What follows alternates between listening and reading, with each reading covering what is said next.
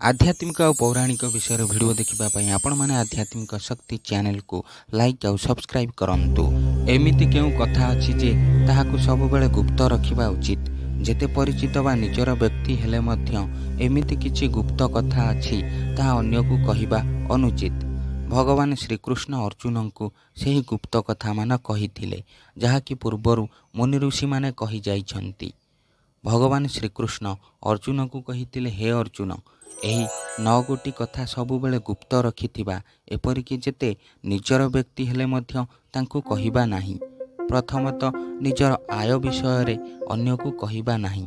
निजर आय अन्य को कहिबा द्वारा भविष्यतरे सेमाने अर्थर साहाय्य मागी पारंती। जदि निजर आय अन्य ठारू कम होई थाए ताहले अन्य माने मध्य तुमको निज दृष्टि रे देखि थांती। निजर धनद्रव्य केते ताहा अन्य को प्रकाश करिबो नाही। भविष्यतरे सेही धनद्रव्यर चोरी हेबार आशंका थाए। कुटुंबर छिद्र कथा अन्य काहाकू केबे कहिबो नाही। कुटुंबर छिद्र कथा अन्य काहाकू कहिले से भविष्यतरे तुम्भ कुटुंब को नहीं आक्षेप करी कहि पारे बा निंदा करि पारे। गुरु देइथिबा कर्ण मंत्र को अन्य को कहिबा अनुचित। एहा द्वारा इष्टंक पई उच्चारण मंत्र व्यर्थ होई थाए। रतिरसर सुख आउ युवतींक संग कथा अन्य काहाकू कहिबा अनुचित। यह कहिले शुणिबा व्यक्तिर कामनार व्यथा बढ़ी जाए।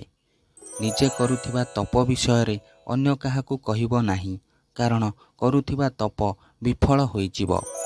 निजे करुथिबा दान अन्य काहाकू कहिबो नाही, कारण दान करिबार पुण्य क्षय हेबो।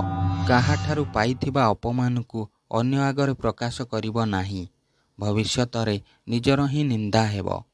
कौनसी असाध्य रोग निमंते खाउथिबा औषधि संबंधरे अन्य काहारिकू जणाइबो नाही, कारण खाउथिबा औषधि विषय कहिले असाध्य रोग भल हेबा काठिकर पाठ होई जाई थाए।